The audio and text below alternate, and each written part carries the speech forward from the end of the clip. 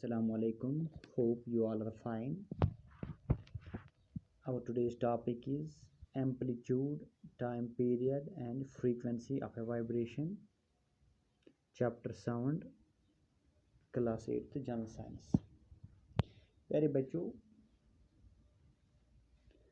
जैसा कि आप जानते हैं हमने ये पढ़ा भी है कि to and fro motion of an object is known as vibration. This motion is also called oscillatory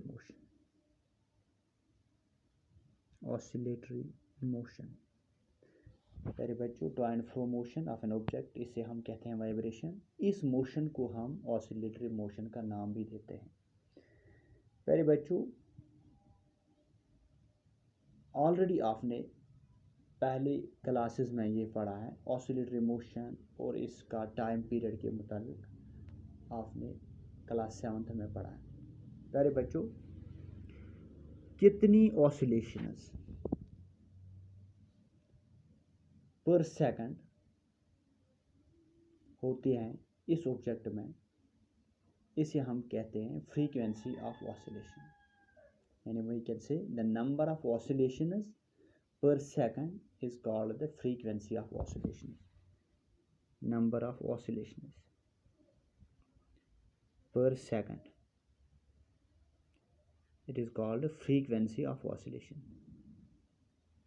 प्यारे बच्चों, फ्रीक्वेंसी हम एक्सप्रेस करते हैं हर्ट्ज से, HERTZ। सिंबल है फ्रीक्वेंसी का HZ।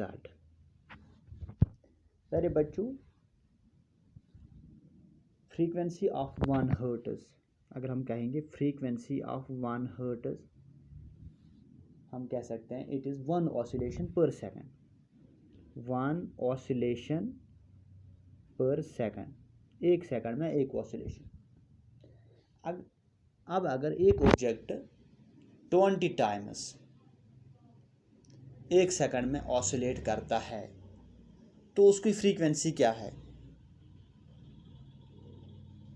हम कहेंगे उसकी फ्रीक्वेंसी 20 हर्ट्ज।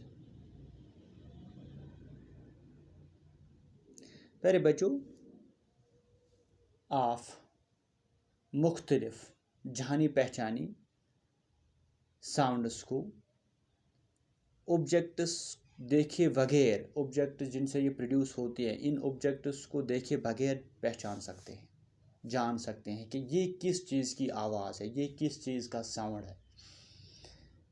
ये कैसे मुमकिन है? प्यारे बच्चों,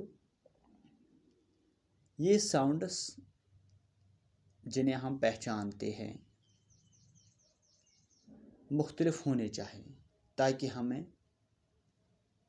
इस काबिल हो सके कि हम इन साउंड्स को अच्छी तरह पहचान पाएँ कि ये किस चीज़ का साउंड है। प्यारे बच्चों, एम्पलीट्यूड और फ्रीक्वेंसी, एम्पलीट्यूड और फ्रीक्वेंसी दो फैक्टर्स हैं, दो प्रॉपर्टीज़ हैं साउंड्स की, जिनसे हम साउंड्स को डिफरेंशिएट कर सकते हैं एक दूसरे से। यानी कि we can differentiate sounds on the basis of their amplitudes and frequencies. These are 2 factors. प्यारे बच्चों, एम्पलीट्यूड क्या है? एम्पलीट्यूड हम कहेंगे मैक्सिमम डिस्प्लेसमेंट और distance moved by point on a vibrating body और wave measured from its equilibrium position. ज़्यादा से ज़्यादा डिस्प्लेसमेंट या डिस्टेंस जो एक पॉइंट मूव करता है वाइब्रेटिंग बॉडी पे या वेव पे, जिसे हम इक्विलिब्रियम पोजीशन से नापते हैं, इक्विलिब्रियम पोजीशन से मेजर करते हैं। अब बात करते हैं प्यारे बच्चों लाउडनेस और पिच की। Loudness and pitch. प्यारे बच्चों, अगर हम दो चीज़ों को टकराते हैं, कभी आहिस्ता टकराते हैं, कभी ज़ोर से टकराते हैं, तो मुख्तलिफ़ आवाज़ें, मुख्तलिफ़ साउंड प्रोड्यूस हो जाते हैं। जब हम आहिस्ता दो चीज़ों को टकराते हैं तो साउंड प्रोड्यूस होती है। अगर हम फिर इन्हीं दो चीज़ों को टकराएंगे, फोर्स के साथ हार्डली स्ट्रक करेंगे, तो प्रोड्यूस साउंड होता है तेज़।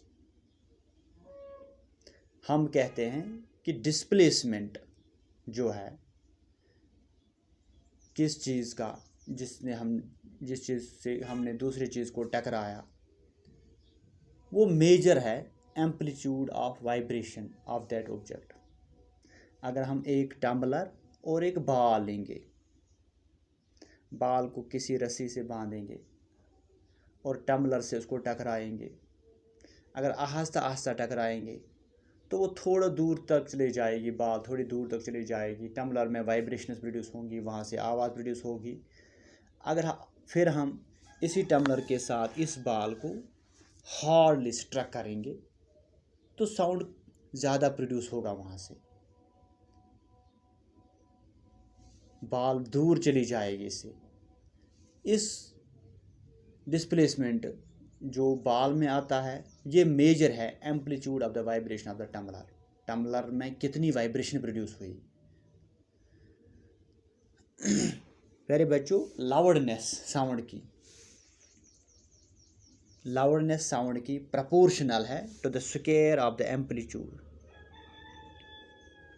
To the square of the amplitude of the vibration producing the sound, loudness. मिसाल के तौर पर अगर एम्पलीट्यूड ट्वाइस बनता है तो लाउडनेस इंक्रीज होती है बाय फैक्टर ऑफ 4, ट्वाइस, 2 2 और 4। प्यारे बच्चों, लाउडनेस हम एक्सप्रेस करते हैं एक यूनिट से जिसे हम कहते हैं डेसिबल। हम लिखते हैं डी स्मॉल और कैपिटल बी, डेसिबल। लाउडनेस का आइडिया प्यारे बच्चों, अगर हम नॉर्मल ब्रीदिंग की बात करते हैं, जब हम नॉर्मल ब्रीदिंग करते हैं जो साउंड प्रोड्यूस होता है वो 10 डेसिबल का होता है। जब सॉफ्ट विस्पर होती है तो 30 डेसिबल का होता है। नॉर्मल कन्वर्सेशन जब दो आदमी करते हैं तो 60 डेसिबल प्रोड्यूस साउंड होता है उस वक़्त। बिजी ट्रैफिक में हम 70 डेसिबल साउंड प्रोड्यूस होता है। एवरेज फैक्ट्री प्यारे बच्चों, अगर एवरेज फैक्ट्री जो जहाँ पर काम चलता है रहता है वहाँ पर साउंड प्रोड्यूस होता है 80 डेसिबल।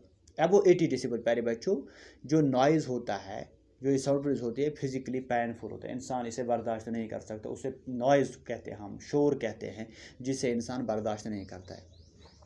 प्यारे बच्चों, अब हमें समझ आया ये जो लाउडनेस है साउंड की, ये डिपेंड करता है उसकी amplitude, it depends on it's amplitude. अगर एम्पलीट्यूड ज़्यादा है, एम्पलीट्यूड ऑफ वाइब्रेशन ज़्यादा है तो साउंड प्रोड्यूस लाउड होगा। अगर एम्पलीट्यूड कम है तो साउंड प्रोड्यूसर फीबल होगा। इसलिए हम देखते हैं sound of baby, sound of adult, हम देखते हैं इनमें फ़र्क है। साउंड ऑफ वमन एंड मैन सम डिफरेंस है।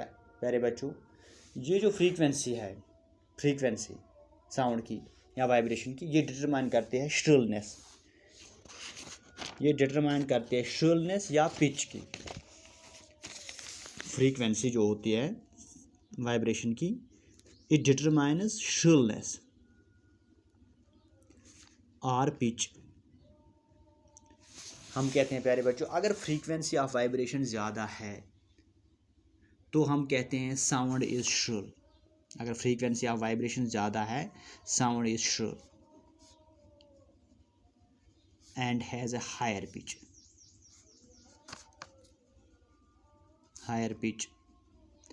इसी तरह प्यारे बच्चों, अगर फ्रीक्वेंसी ऑफ वाइब्रेशन कम है, हम कहते हैं sound has a lower pitch. मिसाल के तौर पर प्यारे बच्चों, जब हम ड्रम बजाते हैं, ढोल बजाते हैं, वहाँ पर वाइब्रेशन लो फ्रीक्वेंसी की होती है, इसीलिए वहाँ से प्रोड्यूस होता है साउंड ए लो पिचड साउंड प्रोड्यूस होता है ड्रम बजाने से, ढोल बजाने से। अगर हम उसके मुकाबले में बात करते हैं वेसल की, सीटी की, vessel has a high frequency, और वहाँ से जो साउंड प्रोड्यूस होता है that is of higher frequency, higher pitch. प्यारे बच्चों, हर रोज़ हम मुख्तलिफ़ वॉइस सुनते हैं, आवाज़ सुनते हैं बच्चों की, बड़ों की। क्या उन आवाज़ में, इन आवाज़ों में मुख्तलिफ़ फ़न होता है प्यारे बच्चों? क्या हम कह सकते हैं कि frequency of voice of child is higher than that of an adult? Usually हम देखते हैं वॉइस ऑफ वमन प्यारे बच्चों वो हाई फ्रीक्वेंसी की होती है और वो ज़्यादा श्रिलर होती है दैन दैट ऑफ मैन। ये बात थी फ्रीक्वेंसी एम्पलीट्यूड की प्यारे बच्चों।